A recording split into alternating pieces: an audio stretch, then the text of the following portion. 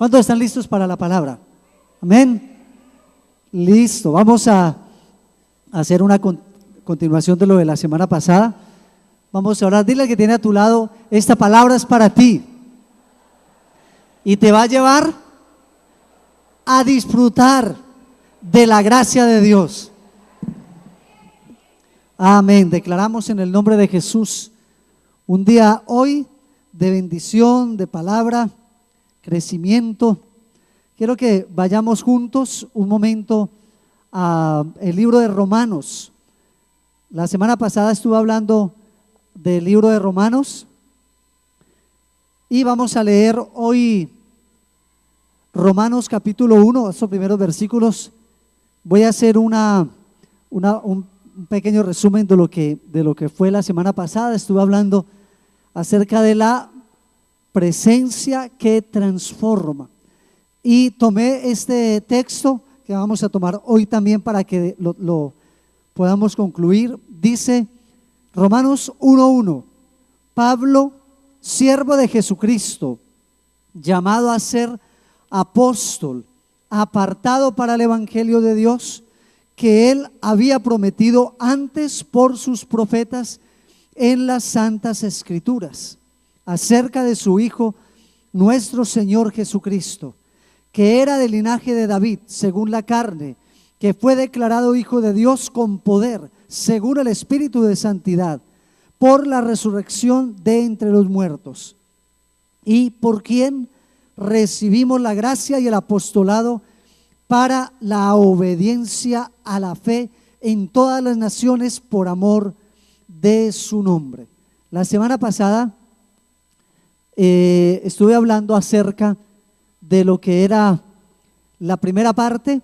Tiene que ver con los 3 niveles de identidad del creyente, lo que hace un encuentro con el Señor. Y en el versículo 1 leímos que Pablo dijo que él era un siervo de Dios, y allí dijimos que él había sido entonces comprado, un siervo. Y la palabra que usa allí como siervo es lo mismo que se usa para alguien que ha sido adquirido o comprado a través de una transacción. ¿Cuál fue la transacción que Dios hizo por nosotros? ¿Cuál fue? Jesucristo. Él, Dios Padre, no pagó ni con plata ni con oro, no entregó riquezas, dio a lo más sagrado, lo más amado, dio a su único Hijo. Por eso Pablo dice: yo soy siervo de Jesús. La semana pasada estábamos leyendo un poco de la vida de Pablo. ¿Quién fue él? Leímos de cómo él respiraba amenazas contra la iglesia. No solamente fue aquel que ordenó y fue el autor de todo el asesinato de uno de los primeros diáconos de Esteban, sino que cuando muere Esteban, la ropa de él se la pone a los pies de Saulo. Luego él persigue a la iglesia, salen todos esparcidos, y no fue suficiente, sino que hasta donde fue, él también se propuso ir a Damasco, ir con cartas a las sinagogas, a los sacerdotes, y también seguir persiguiendo a la iglesia y sacrificando. Entonces lo que hablaba aquí es cómo Dios transformó a este hombre. ¿Cuántos creen que Dios puede transformar a alguien? ¿Cuántos creen que Dios puede transformarte a ti?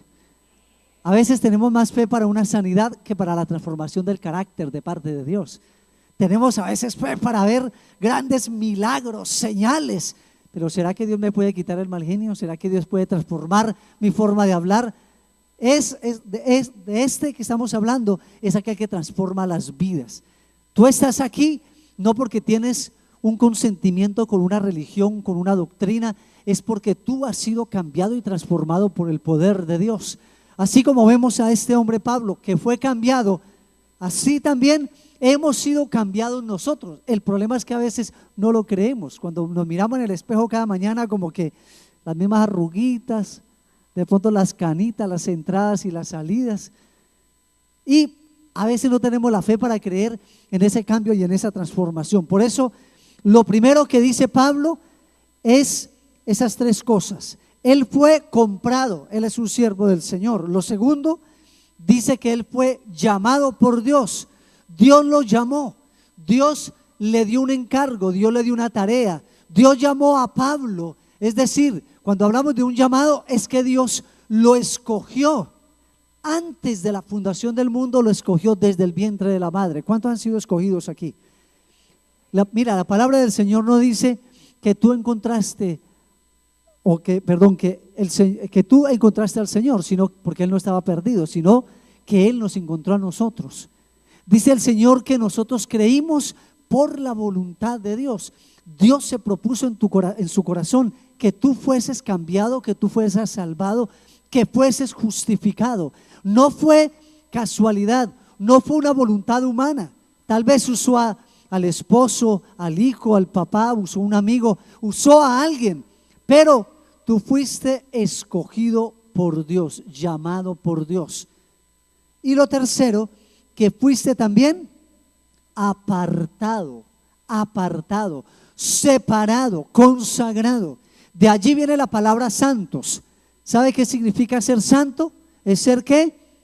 Apartado, separado. Tú has sido separado, yo he sido separado. Así que la semana pasada vimos estos 3 niveles de la identidad del creyente, cómo la presencia de Dios transforma la vida. Hemos sido comprados. Di conmigo, yo he sido comprado por precio.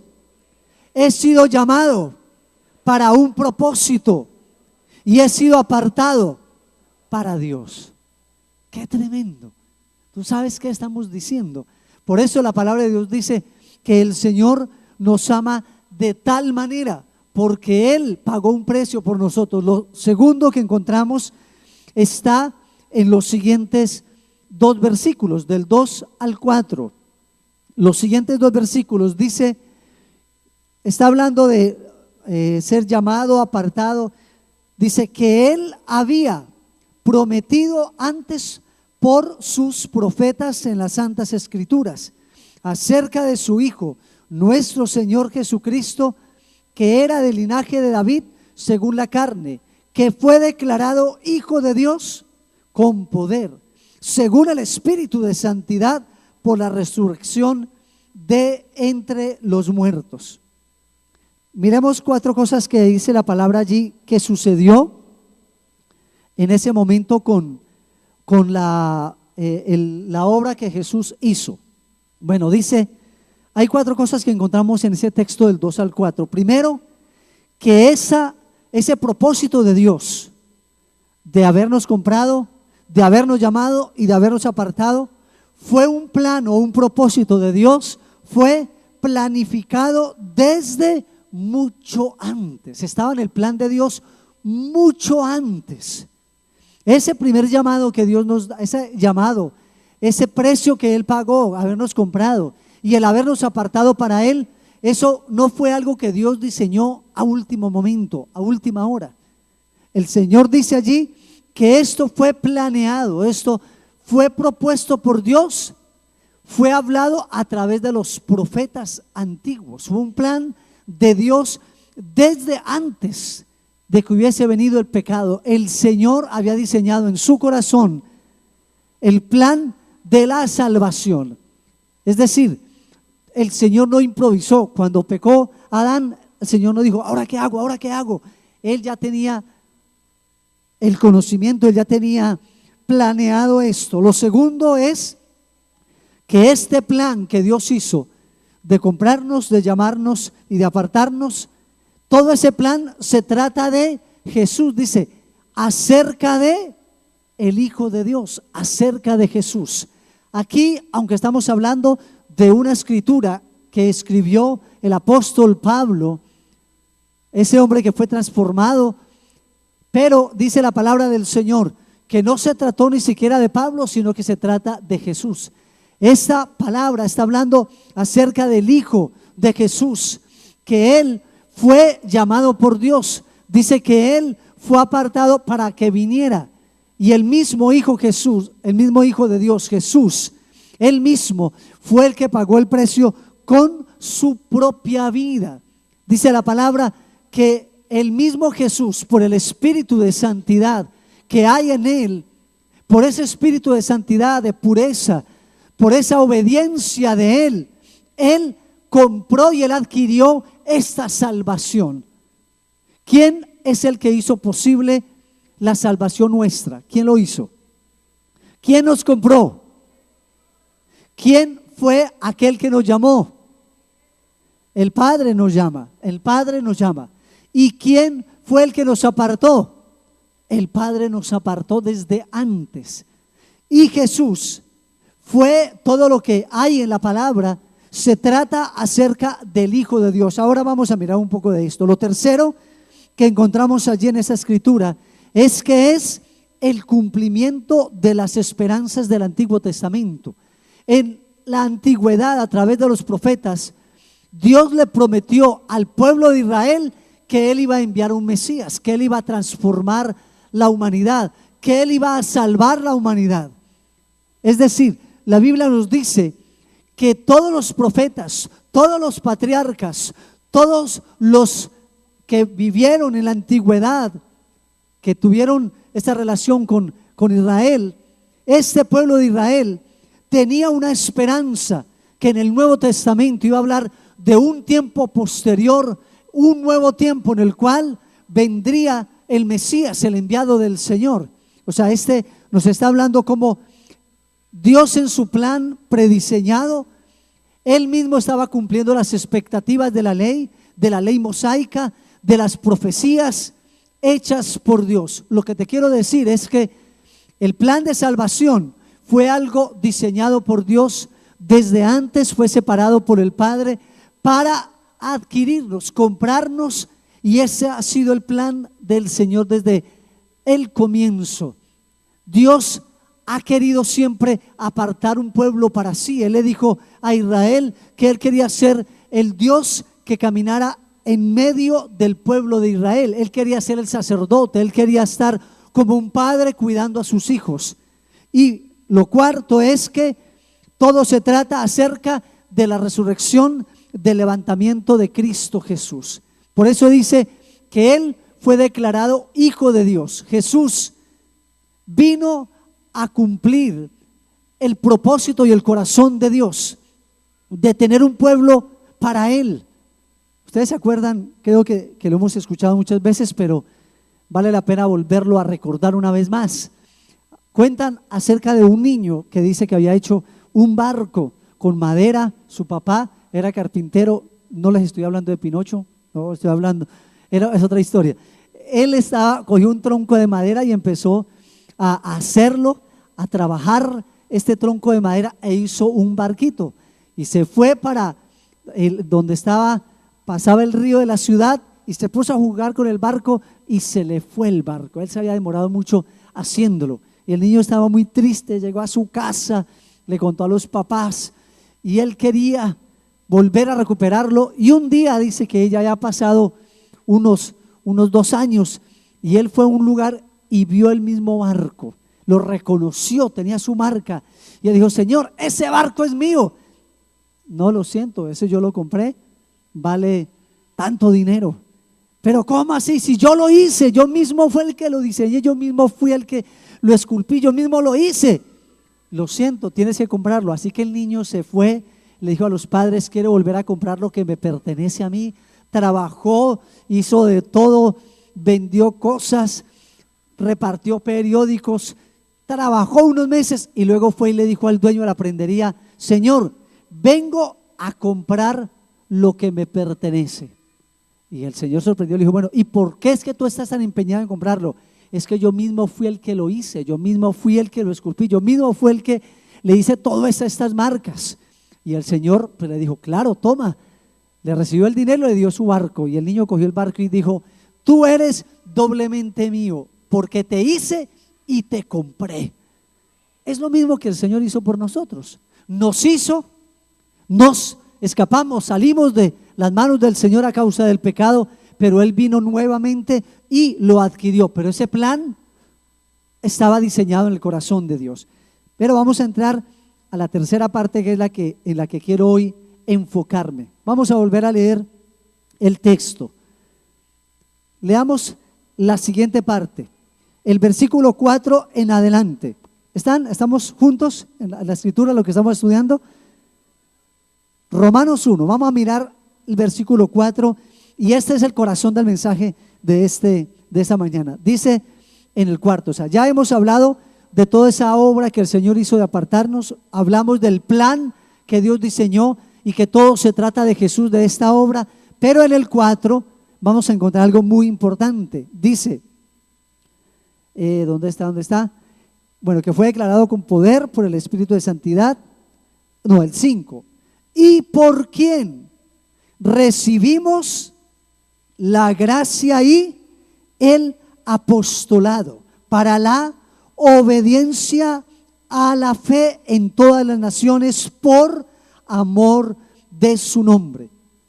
Todo esto que el Señor nos haya comprado, nos haya adquirido, nos haya llamado y apartado, que Él haya diseñado todo ese plan a través de su Hijo, de enviarlo a morir por nosotros, de Él vivir en un espíritu de santidad, de Él morir y ser resucitado por el Padre, declarado Hijo de Dios.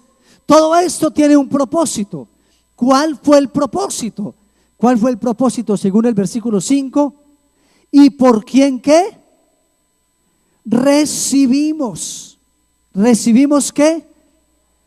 La gracia y el apostolado. Aquí hay tres cosas que tenemos que entender: el propósito por el cual todo lo que Dios diseñó e hizo. Lo primero, tenemos que entender la naturaleza de la gracia.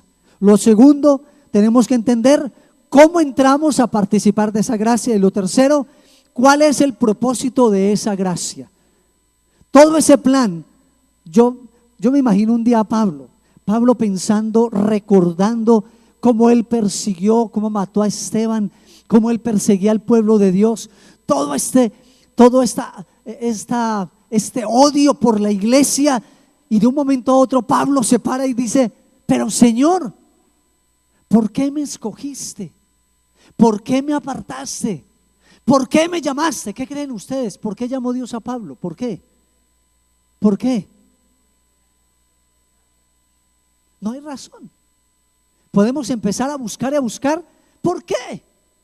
Pablo no había hecho grandes cosas buenas en su vida. Bueno, era un hombre religioso, era un hombre militar, estratega, tenía celo por Dios, un celo más por todo lo que él había aprendido en su religión judía.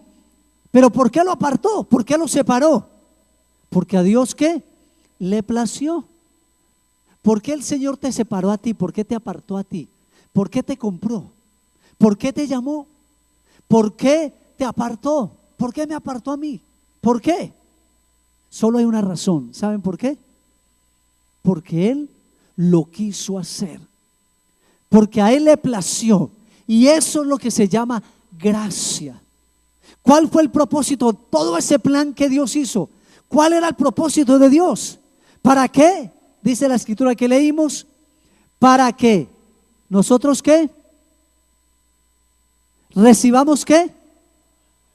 La gracia del apostolado. Es decir, para que nosotros gratuitamente, sin ninguna razón de ser, nosotros podamos recibir por parte de Dios esa gracia, ese regalo, ese beneplácito. Miren, no hay razón de ser. La única razón es porque al Señor le plació. No hay otra razón de ser. Por eso lo que vamos a ver hoy, lo mayor de todo, es ver el propósito del sacrificio, el fruto, y es de poder entrar a la gracia. En esta parte vamos a mirar varias cosas acerca de esa naturaleza de la gracia. Tengamos en cuenta que en ese versículo 5 se desprende de ese versículo 4, tremenda revelación, ¿no? Se desprende del versículo 4 y el 3 de cómo está hablando de ese Cristo triunfante que murió en la cruz, ese hombre que a través de su obediencia compró, ganó el derecho de darnos a nosotros la gracia, el apostolado, de llamarnos. ¿Por qué llamó a Pedro? ¿Por qué llamó a Mateo? ¿Por qué llamó a los discípulos? ¿Por qué? Porque el Señor lo quiso hacer. Y dice en el 4, en el 3 y el 4, dice la palabra que Él había vencido. Por eso dice que por quien recibimos. ¿Qué es lo que Jesús hizo? Jesús adquirió, compró, tomó realmente Jesús tomó la gracia y vino y Él nos la trajo. Él tomó la gracia y Él viene y nos dice a nosotros: mira, Esmeralda, esto es para ti. Esmeralda dice: ¿y por qué? Porque te amo, porque te escogí, porque te aparté, porque yo quiero que tú me sirvas, porque yo quiero que tú vayas a las naciones, porque yo he querido escogerte, apartarte. Ya no tienes ningún pecado, no tienes nada, yo he hecho todo por ti. ¿Qué hizo Esmeralda? ¿Qué tiene que hacer Esmeralda? Recibirlo. Y ese recibir, vamos a hablar ahora, se hace a través de la fe. ¿Cómo entramos a participar de esa gracia exuberante, esa gracia extrema? ¿Cómo lo hacemos?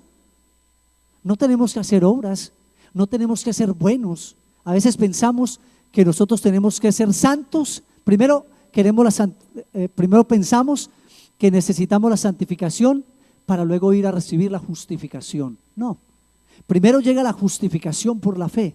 Yo primero soy justo y luego Dios me hace santo. ¿Cómo entro yo a participar de ese regalo tan grande de la gracia?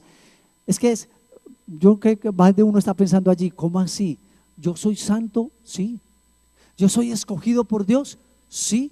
¿Yo he sido apartado? Sí. No solo eso, que el Señor nos llamó, nos escogió para que fuésemos a las naciones a decirle a ellos que ustedes también son escogidos y apartados.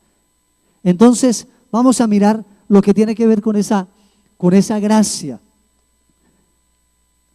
Dice: por quien recibimos la gracia, es decir, Dios vino a Pablo a través de Jesucristo, quien había nacido como hijo de David y fue declarado hijo de Dios con poder. Esa gracia, dice la palabra del Señor, que esa gracia nos vino a través, como lo vimos ahora, de esa obra de Jesús. Vayan conmigo un momento al libro de Romanos 3, ahí más adelantico, 3, 24 y 25. Vamos a leerlo. ¿Cómo entramos nosotros a esa gracia? ¿Qué dice la palabra? Romanos 3, 24 y 25. Leámoslo desde el 23, que este versículo lo conocemos todos. Dice: por cuanto todos pecaron y están destituidos de la gloria de Dios, siendo que justificados, mira lo que dice, gratuitamente. ¿Qué dice? Por su gracia. ¿Mediante qué? La redención que es en Cristo Jesús, a quien Dios puso como propiciación por medio de la fe en su sangre, para manifestar su justicia a causa de haber pasado por alto en su paciencia los pecados pasados, con la mira de manifestar en este tiempo su justicia, a fin de que Él sea el justo y el que justifica al que es de la fe en Jesús. Dice que nosotros hemos sido justificados gratuitamente por medio de su gracia, a través de su gracia. A través de su gracia nosotros hemos sido perdonados, limpiados. La justicia se cumplió. El Hijo Jesús pagó, satisfizo. Él cumplió con los requerimientos de la ley. Él ya tomó mi lugar y Él ya pagó por todo. Por eso hoy dice Jesús: es por gracia, no tienes que hacer nada, solo tienes que creer en mí a través de la fe. Agárrate de la fe. Podemos decir que la fe es como, tengo aquí, no, una llavecita, a ver si la tengo acá. La fe es como, la fe es la llave que nos abre la puerta para entrar a disfrutar de la gracia. La fe en Jesús. La fe es la que nos va a abrir. Ahorita vamos a entrar un poco más allí. Pero es necesario entender entonces esta obra que Él hizo. Vamos al 5:18. Romanos 5:18, que también nos habla de esto mismo. Nos dice: así que como por la transgresión de uno vino la condenación a todos los hombres, de la misma manera por la justicia de uno vino a todos los hombres la ¿qué? La justificación de vida, porque así fueron constituidos pecadores, así también por la obediencia de uno los muchos serán constituidos justos. Pero la ley se introdujo para que el pecado abundase. Mas cuando el pecado abundó, ¿qué dice? Sobreabundó la gracia. Es mayor lo que trae la gracia que lo que trajo el pecado. ¿Cuántos hemos vivido con esa ruina y esa debacle y ese dolor que causa el pecado? Lo vemos en la humanidad. Cada día vemos cómo se derrumba más la sociedad, cómo se destruye. Cada vez vemos más el efecto del pecado. Qué tremendo. Cada vez uno ve las dimensiones de violencia, de destrucción. Cada vez el efecto del pecado ha alcanzado la misma tierra, la misma naturaleza. La misma tierra fue maldita por causa del pecado del hombre. Imagínense qué tan profundo puede ser el pecado, qué tanto puede ser el pecado. Pero mira lo que dice la gracia. Dice que la gracia de Dios es aún más sobreabundante, ni siquiera dice abundante, sobreabundante, es mayor el poder de la gracia, porque la gracia tiene un poder. Mira lo que dice: para que así como el pecado reinó o gobernó para muerte, así también la gracia que reine por la justicia para vida eterna mediante Jesucristo, Señor nuestro. ¡Qué tremendo! Entonces, ¿qué podemos decir acerca de esto? Vemos que la gracia tiene dos dimensiones, una dimensión vertical, una dimensión hacia Dios. La gracia verticalmente se centra en nuestra relación con Dios, es decir, el Señor nos liberó de todas las exigencias de la ley. Él nos liberó de la condenación que había establecido la ley mosaica. La gracia, en ese sentido vertical, en esa dimensión vertical, nos conecta nuevamente con la eternidad, con Dios Padre. Él mismo, ¿qué es lo que hace? Él le dice al pecador: hay esperanza. Nuevamente la relación está abierta. ¿Se acuerda lo que hablamos del plan ilimitado? Estamos en el plan ilimitado. Tenemos relación con Dios. No se nos agotan los minutos con el Padre. Podemos ir cuantas veces queramos. Podemos hablar con Él. Por eso hay una dimensión de gracia, de una conexión con Dios. ¿Cuál es el trabajo del diablo? Traer condenación para hacernos sentir que realmente no fue suficiente el sacrificio de Cristo. Y nos pone a nosotros a tratar de ganarnos nuevamente la relación con Dios por las obras, tratando de aparentar ante los hombres de que somos piadosos, de que somos bondadosos. Mire, no tenemos que aparentar ante los demás nada. No tenemos que dar una apariencia de piedad. No tenemos que tratar de ser nosotros como unos hipócritas. El Señor nos libró de tratar de hacer eso, porque ya tenemos relación con el Padre, ya Jesús lo pagó. Y en el segundo nivel o dimensión es la gracia horizontal. Eso quiere decir que tiene que ver o se centra en nuestras relaciones humanas. Nos libera de esa tiranía, de poder saber que si nosotros recibimos la gracia de Dios, podemos también ser portadores ¿de qué? De la gracia de Dios para con otros. No tenemos que estar condenando a la gente. No tenemos que estar culpando a otros. Mira, cuando uno está viviendo bajo condenación, ustedes saben quiénes son las personas más tiranas, más señaladoras y más condenadoras. Aquellos que se sienten más condenados consigo mismos. Una persona que anda en pecados secretos siempre va a buscar sentirse mejor que otros, acusando al que pueda acusar. Aquel que no está seguro de lo que es en Dios, de la gracia que ha recibido.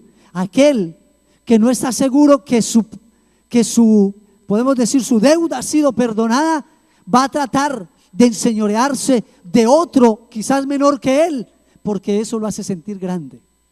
Pero el Señor dio una gracia para que pueda ser compartida a nivel de la sociedad, a nivel humano. Nos hizo libres, como dije ahora, de tratar de agradar a la gente a través de cosas externas, tratar de adaptarnos nuestra vida a las exigencias y expectativas de la opinión humana. Nos ha dado un alivio, nos ha permitido libertad para poder servir a otros. Esa es la dimensión de la gracia. ¿Cuántos quieren disfrutar de esa gracia de Dios? Hermanos, hemos sido perdonados. Podemos perdonar a otros. Si alguien te ofendió, dice el Señor, si alguien te ofende, ¿qué hay que hacer? Dar gracia, lo que hemos recibido. Somos portadores de gracia. Como hemos sido perdonados, entonces podemos ¿qué? Perdonar. Por eso Jesús dijo, para que cuando vengas al Padre, perdona a los que te han ofendido, para que así que tu Padre te perdone. Vamos a mirar algo acerca de la gracia. Número 1, de acuerdo a este versículo y a este capítulo, la gracia es una capacidad o el poder de Dios para nosotros poder actuar de acuerdo a los dones. La gracia de Dios, dice Pablo, que a través de la gracia que he recibido es que yo le sirvo al Señor. Por la gracia hemos sido llamados. Por la gracia, ¿cuántos de acá tienen dones? Todos tenemos dones. ¿Sabe por qué tenemos los dones? Solo por gracia, para que nadie se gloríe. La gracia es algo que Dios nos da, que nos capacita para poder operar en el llamado que Dios nos ha dado. Dice la palabra que Dios nos llamó, nos compró, nos llamó y nos apartó. Y en ese llamamiento Dios no solamente nos dice ve a servirme, sino que Él nos capacita y nos habilita para servir al Señor. Él nos ha dado lo que necesitamos. Él nos ha entregado aquello que necesitamos para servir al Señor. Así que la primera cosa de la gracia que tenemos que tener en cuenta es que la gracia nos capacita para operar en los dones y en los ministerios.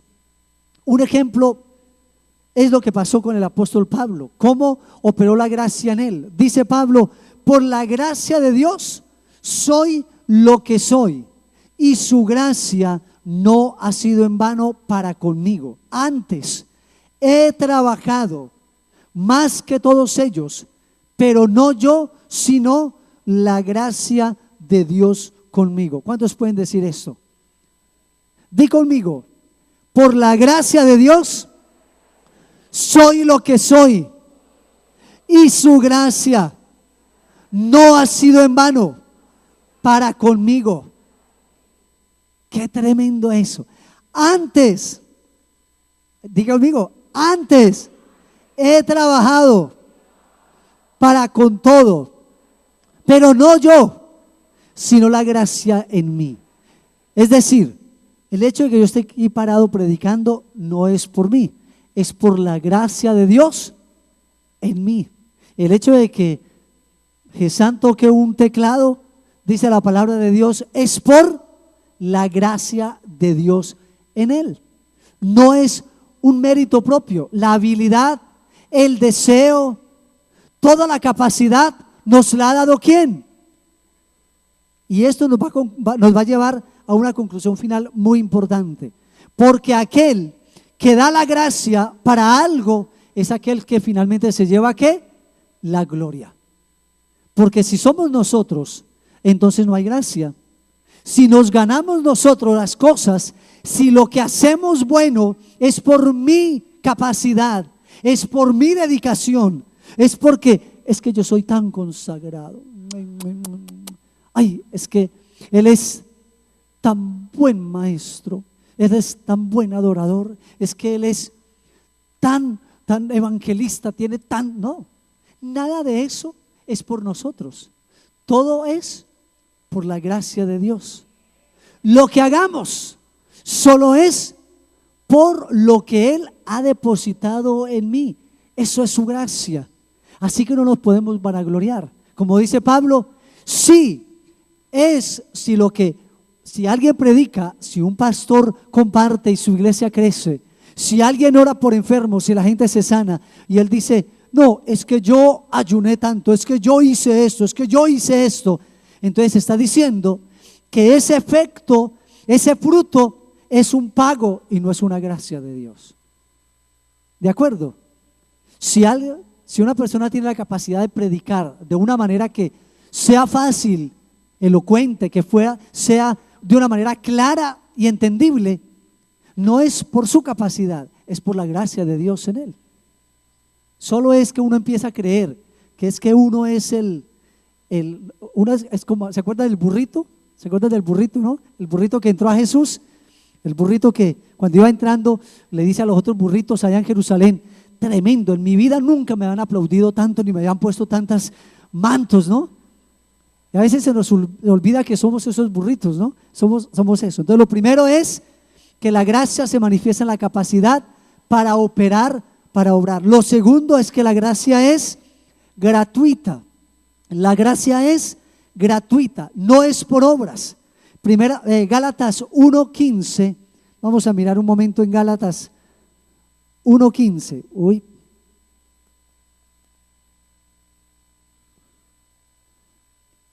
Gálatas capítulo 1 versículo 15 dice: pero cuando agradó a Dios, mira lo que dice Pablo, que me apartó desde el vientre de mi madre y me llamó por su gracia, revelar a su Hijo en mí, para que yo le predicase entre los gentiles. No consulté ni con carne ni sangre, ni subí a Jerusalén. Bueno, pero mira lo que dice Pablo aquí: por cuanto agradó a Dios. Mire, yo quiero que tú te digas algo a ti mismo. Habla contigo mismo. Digo mismo. Habla contigo mismo y di: yo soy, o más bien, no, ¿cómo lo digo? Dios está agradado conmigo por su gracia en mí. A veces no pensamos así. A veces pensamos que Dios está enojado con nosotros. Y a veces no somos lo suficientemente conscientes que al Señor le agradó, Él me apartó y Él me llamó. Mira que esas tres cosas siempre van juntas. En todas las cartas paulinas y particularmente en el libro de Pedro, en el Nuevo Testamento la Biblia habla 155 veces de la palabra gracia. 24 de ellas lo encontramos en Romanos. Porque el mensaje de Romanos no lo podremos entender si no entendemos la gracia de Dios, la dimensión de la gracia de Dios. Lo que hacemos, lo hacemos por la gracia de Dios sobre nosotros. Y por eso dice la palabra que la gracia es gratuita. Lo tercero de la gracia es que la gracia viene por medio de ¿qué? Por medio de la fe. La gracia viene por medio de la fe. Romanos 4:16. ¿Cuántos están recibiendo algo con esta palabra en esta mañana?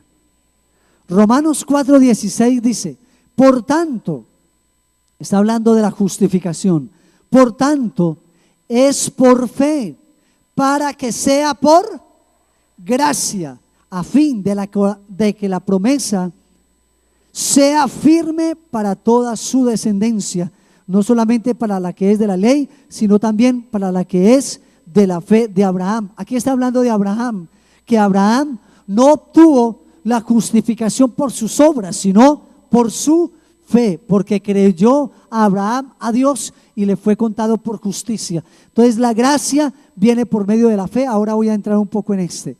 Y lo cuarto es que la gracia tiene su propio poder. Dice la palabra que a través del poder de resurrección que obró en Jesús, Él nos dio su gracia. La gracia no es solamente el perdón de nuestro pecado y la misericordia en medio de nuestra propia miseria. Por eso dice que en esto mostró Dios su amor, en que Él nos amó ¿qué?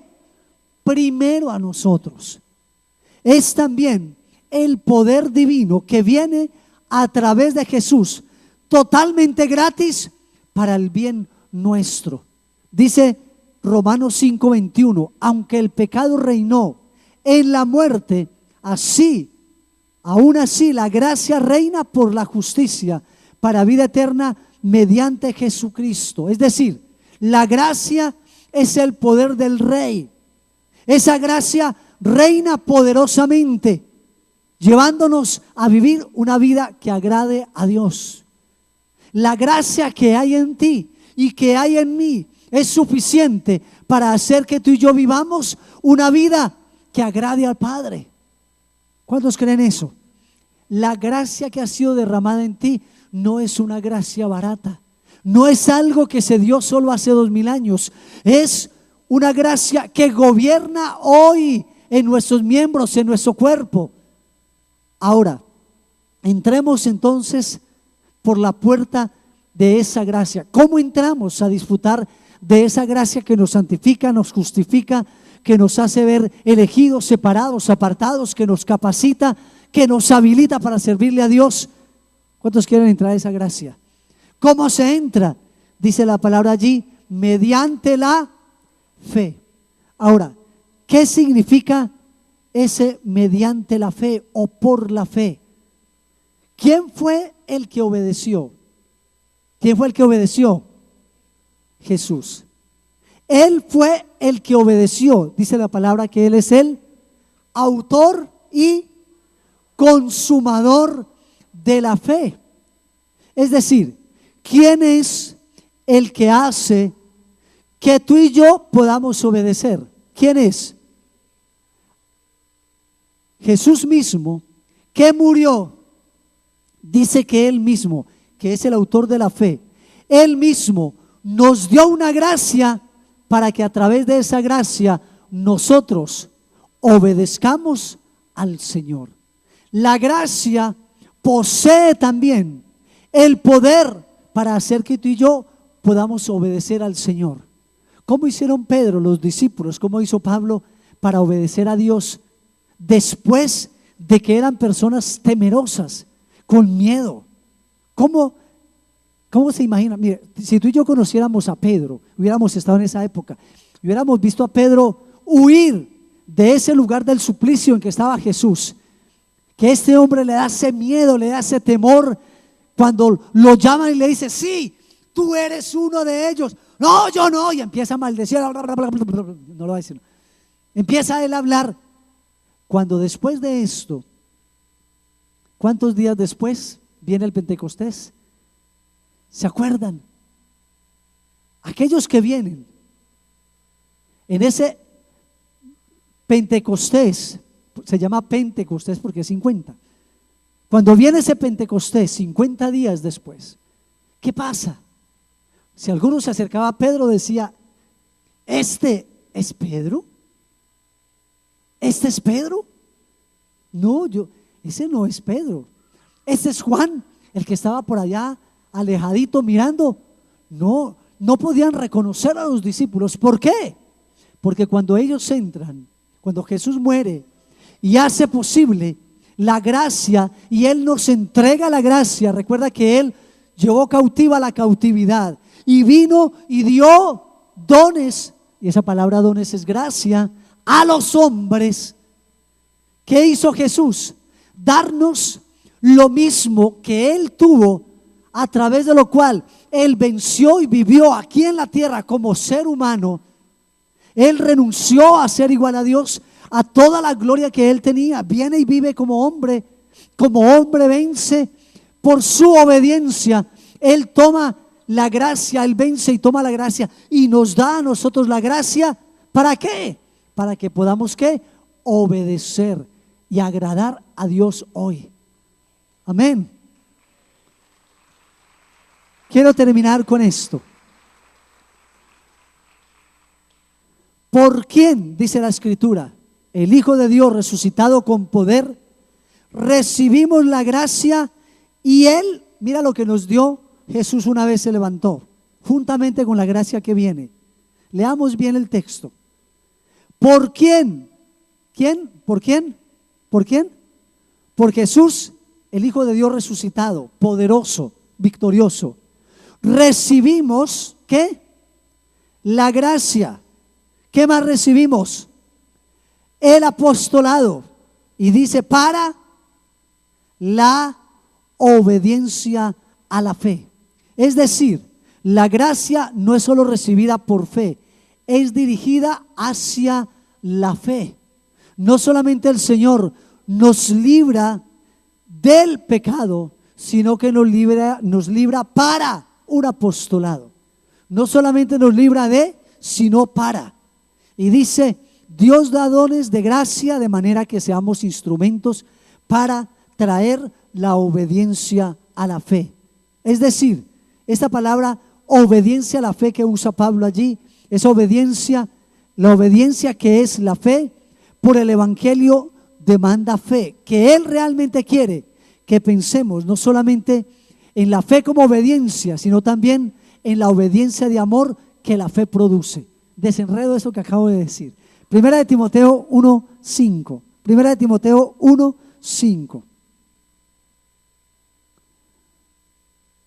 Primera de Timoteo 1:5 dice: pues el propósito de este mandamiento es el amor nacido de corazón limpio y de buena conciencia y de fe que no fingida. Hay algo que el Señor depositó en nosotros, la capacidad de poder obrar en la fe.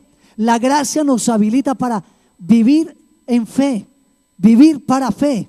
Dios da gracia como el poder que habilita para el servicio. ¿Qué significa esto? Que nos habilita para obedecer.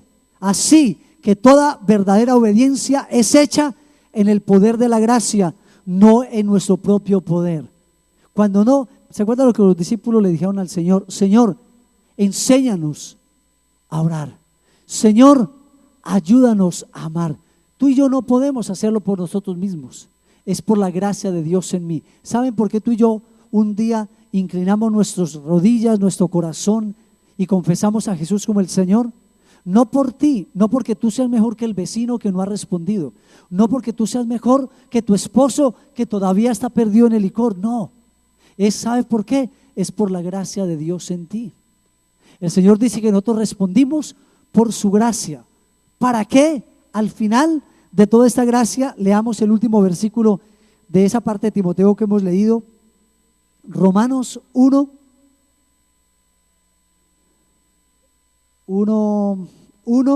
versículo 5, 6, 7. Y por quien recibimos la gracia y el apostolado para la obediencia a la fe en todas las naciones. Y termina con esto: por amor de su nombre. ¿Cuál es el propósito de la gracia? ¿Cuál es el propósito del apostolado? ¿Cuál es el propósito de todo el plan que Dios hizo? ¿Cuál es el propósito de habernos llamado, comprado, apartado? ¿Cuál fue el propósito? ¿Para qué? Para que su nombre sea conocido, para que el amor de Dios sea conocido, para glorificar el nombre del Señor. Amén. Podemos resumir con esto. Así que lo que hemos visto hasta ahora es que Dios quiere ser el dador de esa relación, la gracia. Dios quiere dar gracia, Dios quiere ser el manantial y la fuente de nuestro servicio, el apostolado del ministerio. Nuestra obediencia y nuestro ministerio, sea cualquiera que tú tienes, Dios, lo que significa hacia eso es que Dios pretende ser la fuente de mi habilidad, concediendo la gracia que sostiene nuestro trabajo, que sostiene nuestro ministerio. Nuestra tarea es confiar en Él y actuar en confianza con Él. Esta es la esencia de la vida cristiana, y el propósito de la gracia es algo fundamental: que Dios sea glorificado, que Él sea admirado, que Él sea apreciado, que Él sea adorado por encima de todas las cosas. Y como dice Romanos 9:17, el Señor, dice la Escritura, que para esto mismo me he levantado, dice acerca de Faraón, para esto me he levantado, para mostrar en ti mi poder, para que mi nombre sea anunciado por toda la tierra. La meta de Dios en la historia y en todo lo que sucede es que su nombre sea conocido y adorado. Este versículo nos dice que por amor a su nombre, Él hizo lo que hizo. Es decir, que el nombre de Jesús, su carácter, pueda ser conocido, amado, exaltado y glorificado.